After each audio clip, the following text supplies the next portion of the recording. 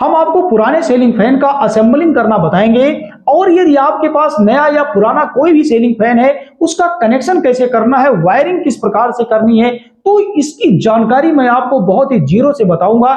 यदि आप किसी सीलिंग फैन को रिपेयर के लिए खोल दिए हैं, आपसे फिट नहीं हो रहा है, बार बार कोशिश कर रहे हैं, सीलिंग फैन आपका बार बार जाम हो जाता है, तो इसकी बारीकी क्या है, इसकी कंप्लीट जानकारी मैं आपको दूंगा। इसके पीछे वजह क्या होती है, कौन कौन से बातों का ध्यान देना होता है, तो चलिए आज की इस वीडियो में इन सब बातों को हम बहुत क्लियर करके बताएंगे।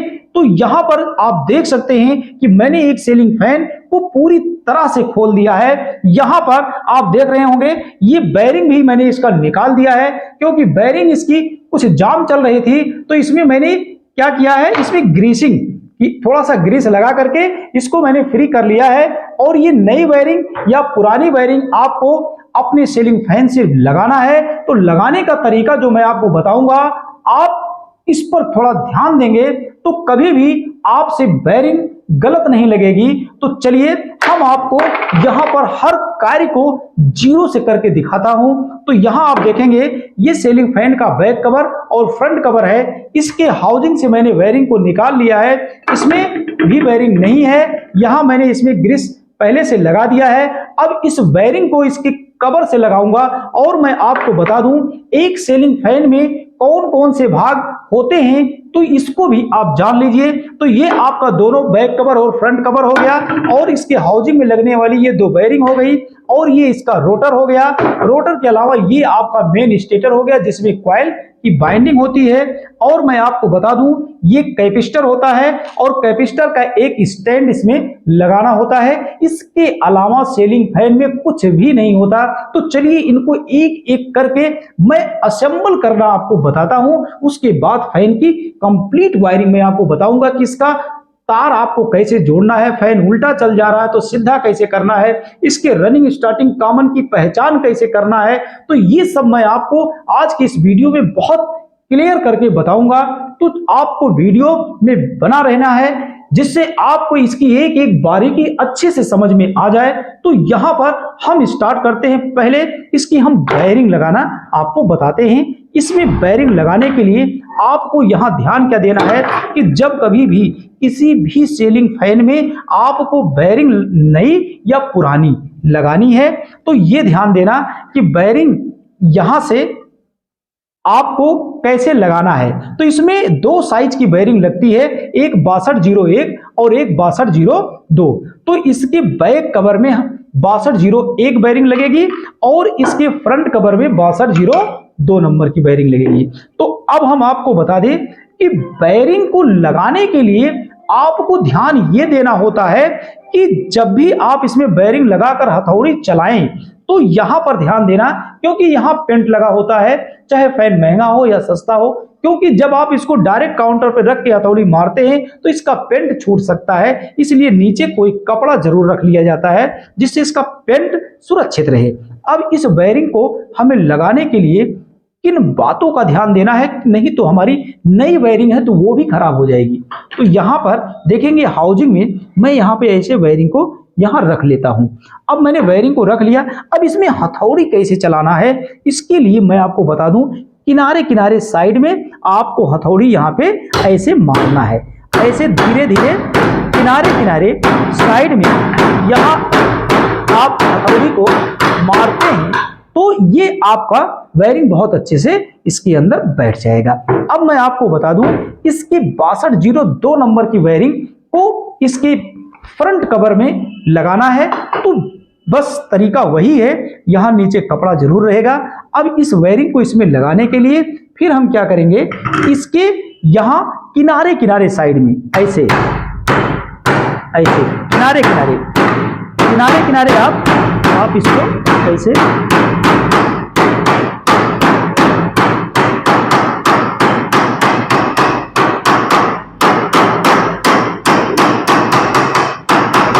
इस तरह से किनारे किनारे आप जब इस पे चोट देंगे तो ये बेयरिंग बहुत अच्छे से बैठ जाएगी। अब आप ये सोच रहे होंगे कि सर ने बीच में क्यों नहीं हथौड़ी मारा, तो आपको मैं बता दूं कि यहां बीच में अगर आप हथौड़ी चलाते हैं तो यदि बेयरिंग इसके अंदर टाइट बैठ रही है तो बेयरिंग और छर्रे के बीच में क्या होता है, चाल हो जाता है, आपकी नई बेयरिंग भी है तो बेयरिंग खराब हो जाती है। और यदि आपको दूसरा तरीका अपनाना है तो ऐसे पुरानी बेयरिंग ले लीजिए, इसके ऊपर रख लीजिए, अब इस पे अगर आप हथौड़ी मारते हैं तो भी तरीका सही है। तो मेरे ख्याल से हाउसिंग में आपको बेयरिंग कैसे बदलना है ये आपको समझ में आ गया होगा। अब मैं आपको इसमें बताऊंगा इसका दूसरा तरीका, बेयरिंग लगाने के बाद आपको इसके बाद और क्या करना होता है। तो इस फैन में हम आपको बता दें कि ये जो आपका रोटर होता है, आपको रोटर फिट करना होता है, और रोटर फिट करने से पहले इसमें कुछ सावधानी होती है, वो आप समझ लीजिए। सावधानी में क्या होता है कि जैसे आप देख रहे हैं ये रोटर मेरा थोड़ा सा भाई बहुत ज्यादा फैन पुराना नहीं था, तो ये रोटर देख रहे हो चमक रहा है। लेकिन इसी टाइप का मैं आपको एक दूसरा फैन दिखाता हूं जिसका रोटर काफी जंग लग चुका होता है और उसके कैबिनेट में काफी जंग आ जाता है, कार्बन आ जाता है। तो फैन को अगर आपने एक बार खोल दिया है तो दोबारा सेट करने में उसको वो स्थान नहीं मिलता जिससे आप बार बार कोशिश करते हैं और आपका फैन फिट नहीं हो पाता। तो मैं आपको इस मॉडल में भी इसको फिट करके दिखाऊंगा, और इसका एक दूसरा मॉडल मैं आपको दिखाता हूं। उस दूसरे मॉडल में उसमें ज्यादा जंग लगा हुआ है, तो उसे पहले मैं आपको यहां दिखा दूं, फिर इसको मैं फिट करूंगा। तो यहां आप देखेंगे एक मेरे पास ऐसे एक दूसरा ये फैन आप यहां देख सकते हैं, इसमें पूरी तरह से जंग लग चुका है। तो इसमें जंग जो लग जाता है उसके कारण से जब हम इसे खोल देते हैं तो ये दोबारा वो स्थान नहीं पाता, जिसके कारण से बार बार हम फिट करते हैं तो फैन मेरा फ्री नहीं होता। तो मैं आपको इसमें बारीकी बता दूं, बारीकी का मतलब ये ध्यान देना है कि यहां देखेंगे कि ये जो इसका रोटर है, ये रोटर यहां पर बैठा हुआ है। तो ये रोटर अगर इसमें से हम निकालेंगे तो ये थोड़ा सा ऐसे चोट देंगे हथौड़ी से तो ये आराम से बाहर आ जाता है। तो इसमें हम देखते क्या है, इसको आराम से इसके ऊपर भी, क्योंकि कभी कभी कार्बन आ जाता है, तो इसको अच्छे से इसको खूब बढ़िया से साफ कर लेते हैं। बाबरी अगर इसके ऊपर हो गया है तो ये साफ हो जाए। और इसके बाद मैं आपको बता दूं ये भाग, ये जो दोनों भाग आप देख रहे हैं, ये भाग बैठता का यहां बैठता है, इसमें यहां बैठता है, और दूसरे साइड में जो इसका फ्रंट कवर है उसमें यहां बैठता है। तो इसके बीच में अगर कोई कार्बन यहां पे आ गया है तो यहां आपको इसके कार्बन को, यहां आप देखेंगे इसको खूब अच्छे से किसी ब्लेड से ऐसे साफ कर लेंगे, और ब्लेड से साफ करने के बाद आप इसको कपड़े से एक बार पोंछ देंगे। उसके बाद आपको किसी ब्रश से इसको बहुत अच्छे से साफ कर लेना है। अब मैं आपको बता दूं इसका दूसरा साइड, यहां दूसरा साइड आप देखेंगे, यहां भी आप देखेंगे रोटर इसी में बैठता है। तो ये भाग इसका आप खूब अच्छे से साफ कर लेंगे, जिसके कारण से यहां पर जो ये लगा हुआ है जंग, ये छूट जाए। क्योंकि जंग जब छूट जाएगा तो रोटर इसमें आपका बहुत अच्छे से लग जाएगा। और यहां फिर इसको भी हम खूब अच्छे से साफ कर लेते हैं। तो ये मेरा साफ हो चुका है। अब हम इसमें आपको ये रोटर दिखाएंगे। तो रोटर अब इसमें जब आप बैठाओगे तो बहुत आसानी से इसके अंदर ऐसे बैठ जाएगा, बिना ज्यादा कुछ धक्का मुक्का लगाए, ऐसे ऐसे। अब इसमें चोट भी नहीं देना है, क्योंकि आप देख रहे हैं ये बहुत अच्छे से इसमें बैठ चुका है। जैसे मैं आपको यहाँ पे दिखा दूं, ये यहाँ गैप नहीं होना चाहिए, पूरी तरह से ये बैठ गया है। और मैं आपको एक और ट्रिक बताता हूं, इसके कारण से भी फैन जाम हो जाता है। तो मेरे ख्याल से रोटर के साइड में अगर कोई धारी इसकी मोटी हो जाती है तो आप इसको किसी ब्लेड से, या आपके पास फाइल है तो फाइल से भी रगड़ के आपको साफ करना इस तरह से आ गया होगा। अब मैं आपको बताऊं इसके अंदर में क्या होता है, ये एल्युमिनियम होता है। जब हमारा फैन चलता है तो कुछ दिन के बाद ये थोड़ा सा, क्योंकि मुझे ऐसे दिखाई नहीं देता, वो हल्का सा क्या होता है, ओवर हो जाता है चलते चलते। तो ये वाला भाग जब हम किसी रेगमार से या किसी फाइल से इसको रगड़ करके खूब अच्छे से क्या करते हैं, इसको साफ करते हैं। तो साफ करने का इसमें मैं आपको एक छोटा सा ट्रिक बता दूं, जिससे आपसे कभी गलती ना हो। कैसे साफ करना, ऐसे कोई एक फाइल ले लेंगे और इसको ऐसे बराबर चलाएंगे, ऐसे ये ऐसे चलाएंगे तो इस तरह से इसको आपको बहुत अच्छे से इसके ऊपर एक बार इसको फाइल चला करके और किसी हल्के, ये जो पेपर एक बार है मेरे पास, इसके द्वारा इसको खूब बराबर ऐसे रगड़ लेना होता है। और इसको साफ करने के बाद हम क्या करते हैं, किसी कपड़े से इसको जरूर साफ कर देंगे। ऐसे ये ऐसे चमक जाएगा। फिर इसके बाद इसको क्या करना है, अब इसको हम इसके अंदर यहां लगा देते हैं। लगा देने के बाद अब इसके ऊपर ये जो इसका फ्रंट भाग है इसको लगाएंगे तो ये बहुत आसानी से बैठ जाएगा। तो मेरे ख्याल से अगर ये खांचे किसी सीलिंग फैन में कटे हैं तो इसमें रोटर कैसे फिट करना है, तो फिट करने से पहले आप इसे जरूर साफ कर लेना। अब हम आपको इसका दूसरा मॉडल दिखाते हैं। उसके अंदर ये खांचे थोड़ा सा बदले हुए हैं, क्योंकि आजकल के नए मॉडल के जो फैन आ रहे हैं उसमें आपको कुछ उस तरह से मिलेगा जो मैं अब इसके बाद दूसरा मॉडल आपको दिखाने जा रहा हूं। तो यहां इस तरह का आपको मिलता है, तो इसको इस प्रकार से आप साफ कर लेंगे। अब मैं आपको बता दूं, यहां पर आप देखेंगे ये इसका मॉडल थोड़ा सा अलग है। मॉडल में अंतर क्या है आप इसको जान लीजिए। तो जैसे यहां अभी आपने देखा था इसका रोटर और इसका रोटर, आप देख रहे हैं दोनों का रोटर लगभग एक जैसे है, बस छोटा बड़ा का अंतर है। लेकिन यहां पर आपने जैसे इसमें देखा ये खांचे साफ करना होता है, वैसे इस मॉडल के भी खांचों को आपको साफ करना पड़ेगा। फिलहाल ये तो साफ है। और मैं आपको इसमें बारीकी बता दूं, बारीकी ये ध्यान देना है आपको कि इसमें आपको दोनों में अंतर दिखा दे। ये आप देखेंगे कि रोटर जब आपका बैठेगा तो इस खांचे पर बैठेगा, और गलती से अगर आपका फैन फ्री नहीं हो रहा है, आपने जोर से हथौड़ी चला दिया, तो ये आप देखेंगे साइड में ये इसके खांचे डिस्टर्ब हो जाते हैं। इसलिए सावधानी बहुत जरूरी है। तो यहां देखेंगे इसमें तो अगर थोड़ा हथौड़ी ज्यादा भी चला देते तो इसमें सहन करने की क्षमता थी, लेकिन इसमें क्षमता नहीं होती, ये टूट जाएगा। इसलिए जबरदस्ती नहीं करना है आपको। इसको अगर इस पे कार्बन आ गया है तो थोड़ा थोड़ा इसको रेगमार से या किसी ब्लेड से हल्का सा इसको साफ कर लेना है। साफ करने के बाद इसमें भी अगर जंग ज्यादा है तो इसको अच्छे से साफ कर लीजिए। उसके बाद ही फैन से आप उसको लगाइए, अन्यथा क्या होगा, नहीं बैठेगा तो आपको तेज हथौड़ी चलाना ही पड़ेगा। तो इसको हमने ऐसे लगा दिया। अब हम देखते हैं ये बैठा है कि नहीं। तो इसको बिल्कुल ऐसे ऐसे यहां देखेंगे ऐसे बैठा लेंगे, हथौड़ी नहीं मारेंगे। यहां ये बैठ चुका है, तो यहां आपको दिखा दें, यहां देखेंगे ये बैठ चुका है, ये सब पे बैठ गया है। तो ये चीज इसमें हमने हथौड़ी नहीं चलाया, बिल्कुल हाथ से ये आराम से ऐसे बैठ जाएगा। तो ये बैठ गया। अब मैं आपको बता दूं इसमें इसके बाद कौन सा कार्य आपको करना है। तो यहां देखेंगे ये स्प्रिंग यहां आपको जरूर लगा लेना है। अब इसके स्टेटर को इसके अंदर रोटर लगा दिए हैं, इसके अंदर हम लगाएंगे। तो यहां पर बिल्कुल ऐसे इसको ऐसे सीधा डाल देंगे और देखेंगे कि ये अपने स्थान पे आप देख रहे बैठ गया है। और हम देखेंगे कि ये फ्री भी हो गया होगा। यहां आप देख सकते हैं ये पूरी तरह से इसके अंदर फ्री हो गया है। अब आपको इसके बाद क्या करना है, बस अब काम ज्यादा नहीं बचा है। ये इसका जो फ्रंट भाग है इसमें लगाना है, और लगाते समय भी आपको यहां थोड़ी सी सावधानी करनी है, वो मैं आपको अभी बता रहा हूं। तो पहले इसके अंदर इसको मैं बैठा लेता हूं, ये हो गया। अब यहां ध्यान क्या देना है, क्योंकि आपको करीब बार बार हथौड़ी ना चलाना पड़े, इसको निकालना ना पड़े।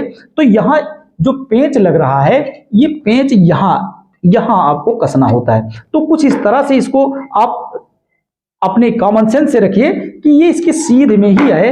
तो हम यहां ऊपर से देख लेते हैं ये उसके सामने ही जा रहा है कि अलग जा रहा है। तो यहां हम देख लेते हैं ये लगभग इसके सामने बैठ चुका है, ये बैठ गया है। और इसमें हम क्या करेंगे, इसको थोड़ा सा इस पे चोट देंगे, ज्यादा जोर से नहीं, धीरे धीरे, क्योंकि अंदर जो जंग था मैंने अच्छे से साफ कर दिया, इसलिए ज्यादा चोट देने की जरूरत नहीं है, ये आराम से बैठ जाता है। अब हम क्या करेंगे, इसमें ये जो 3 पेंच लगा था इस पेंच को इसमें हम आपको लगा करके दिखाते हैं, लेकिन पेंच लगाते समय आपको यहां पर थोड़ा सा टेक्निकल माइंड का प्रयोग करना होगा।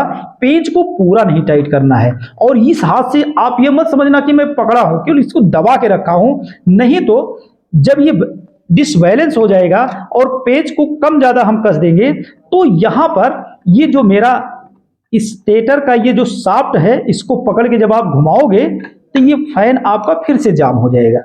तो यहां पर जब तक तीनों पेच ना लग जाए, इसको ऐसे दबा के रखना है।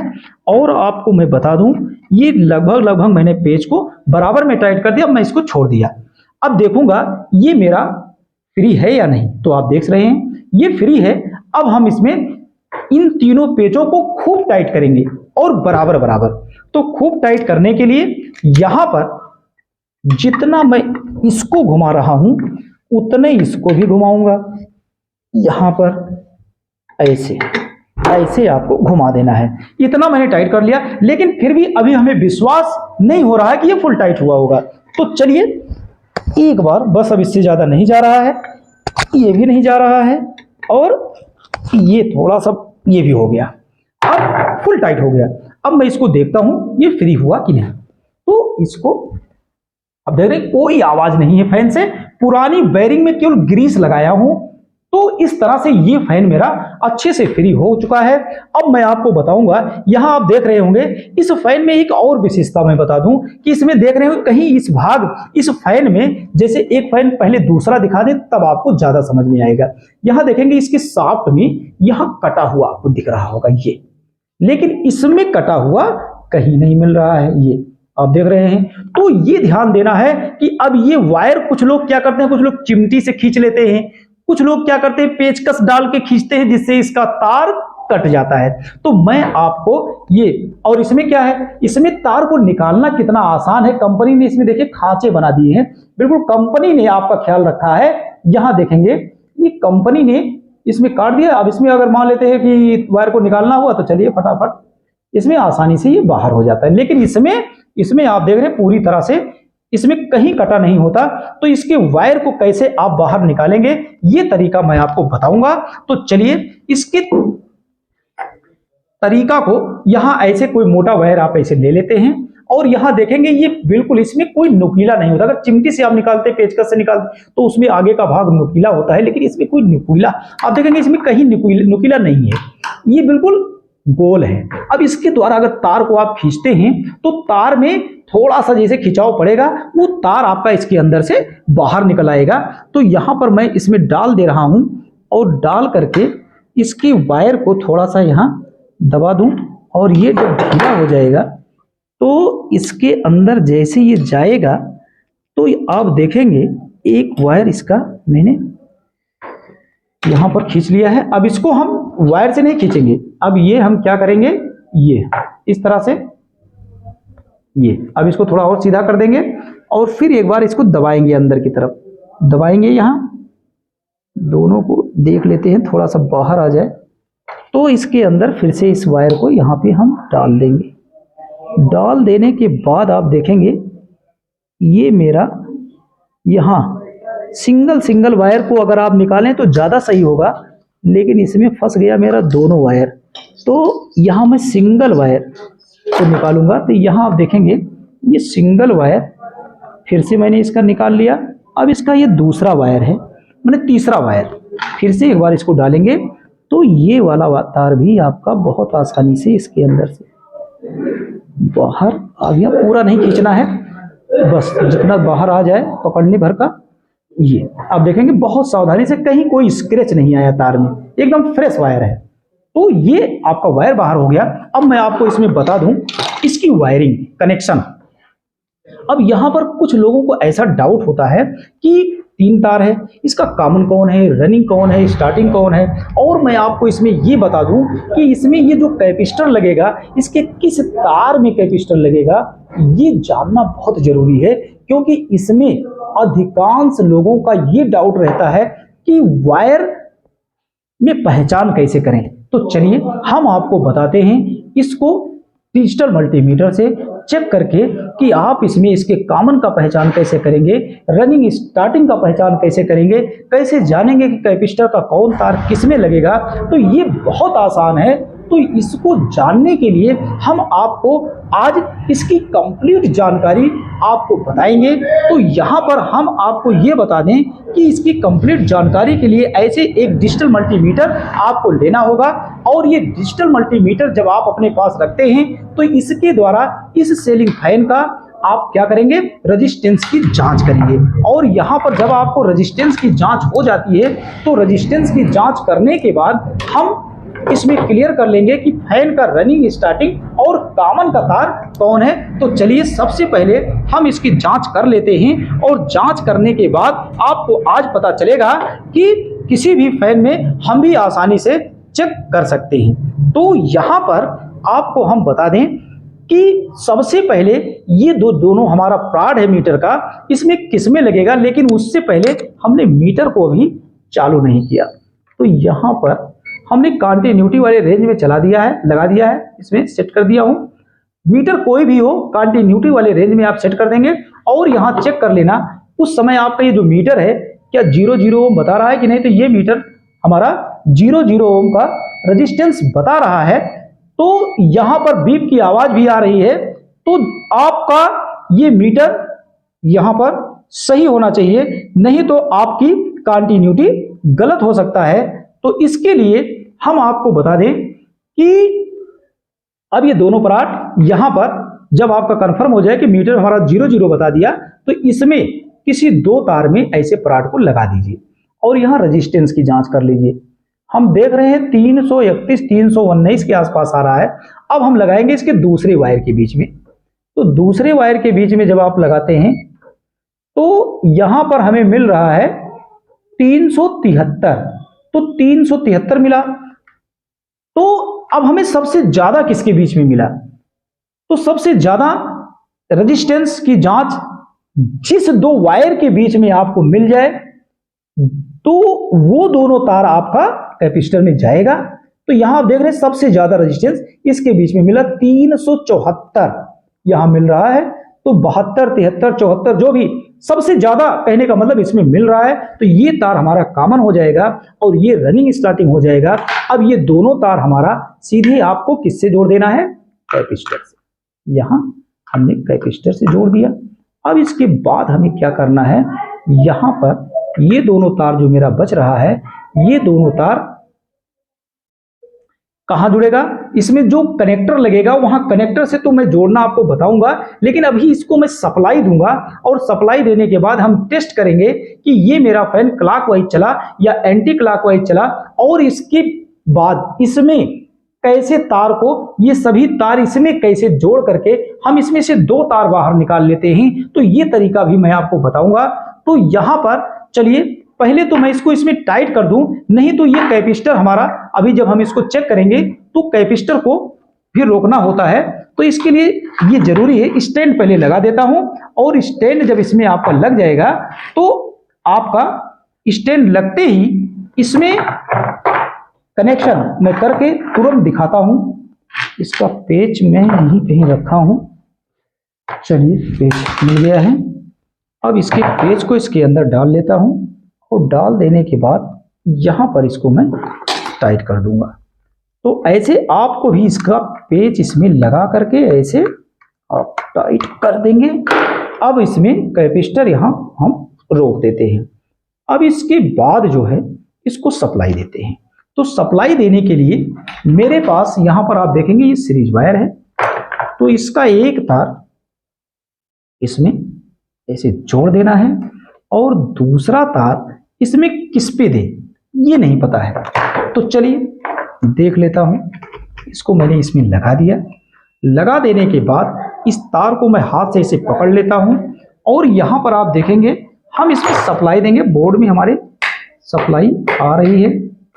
चलिए अब इसको हम सप्लाई से देंगे। तो इसमें आप देख रहे हैं फैन मेरा बहुत तेजी से क्लॉकवाइज चल रहा है, और यदि किसी कारण से आपका फैन उल्टा चल गया। तो उल्टा अगर चल गया है तो वहां लोग गलती क्या करते हैं हम आपको बताएंगे, अभी बता रहे हैं तुरंत।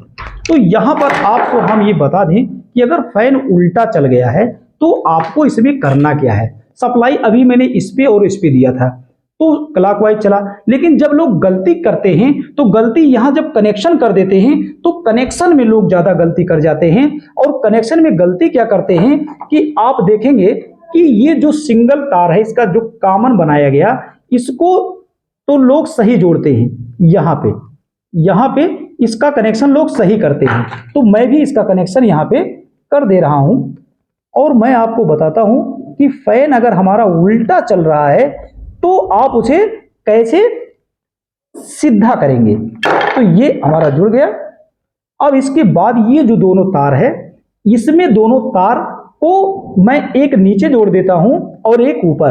तो अब इसमें जानना है कि कौन सा तार इसका नीचे होगा और कौन सा तार ऊपर जुड़ेगा, क्योंकि जब तक इसकी आपको जानकारी नहीं होगी तो कनेक्शन देंगे तो मोटर वहां पे आपका उल्टा चलेगा। तो यहां पर पहले इस तार को मैं इसमें जोड़ देता हूं, क्योंकि सिंगल तार मैंने ऊपर जोड़ दिया। अब दोनों डबल वाला तार मैंने लगातार चाहे जिसमें आप जोड़ दीजिए अभी के लिए। तो यहां पर अब आप ये सोचेंगे चाहे जिसमें क्यों जोड़ दिया गया है, तो मैं तो जान रहा हूं कि मैं सही कर रहा हूं, लेकिन आपको बताने के लिए मैं कह रहा हूं चाहे जिसमें जोड़ दीजिए, क्योंकि आपको भी बदलना पड़ेगा। क्योंकि कनेक्शन अगर आप गलत कर देंगे तो क्यों नहीं बदलना पड़ेगा। तो अब कैसे बदलना पड़ेगा, जैसे अब हम क्या करेंगे, यहां देखेंगे इसकी दो पिन, एक यहां नीचे एक ऊपर, यहां सप्लाई देंगे, समझ गए, यहां सप्लाई देंगे। तो यहां सप्लाई देने के बाद हम देखेंगे कि हमारा मोटर क्लॉकवाइज चल रहा है या एंटी क्लॉकवाइज चल रहा है। अब अगर इसमें हमारा मोटर उल्टा चल गया तो हमें कौन कौन सा तार बदलना पड़ेगा। तो ये बहुत आसान है, इसको मैंने जोड़ दिया है केवल आपको समझाने के लिए। तो ये मैंने कनेक्शन इसमें जोड़ दिया है। अब मैं इसमें देख रहा हूं कि ये मेरा फैन क्लॉकवाइज चलेगा या एंटी क्लॉकवाइज। तो यहां आप देखेंगे ये मेरा फैन क्लॉकवाइज चला। अब मैं आपको बताता हूं किसी कारण से यदि ये आपका फैन एंटी क्लॉकवाइज चल जाए, उल्टा चल जाए, तो आप ये सोचेंगे कि सर इसको नहीं बताए, और कल से मेरे पास कमेंट आना शुरू हो जाएगा। तो ये तार आपका यही रहेगा, ये तार आपका यही रहेगा। अब इसमें पलटना क्या है अगर उल्टा चल गया, क्योंकि जो सिंगल वायर कॉमन था ये नहीं छूना है। अब ये दोनों वायर, इसका मतलब इसका कनेक्शन आपने गलत कर दिया है। अब आपको करना क्या है, जो तार यहां नीचे दोनों जुड़ा है इसको यहां से खोल लीजिएगा और यही दोनों तार यहां जोड़ देना और ये दोनों तार नीचे जोड़ देंगे, और ये तार नहीं पलटना है, ये जहां है वही रहेगा। तो इस तरह से आपके सीलिंग फैन का कनेक्शन कंप्लीट हो जाएगा। तो मेरे ख्याल से आपको सीलिंग फैन को कैसे फिट करना है, कैसे असेंबल करना है और इसकी वायरिंग कैसे करना है, वायरिंग को किस तरह से इसमें लगाना है, ये पूरी प्रक्रिया आपके समझ में आ गया होगा। Thank you.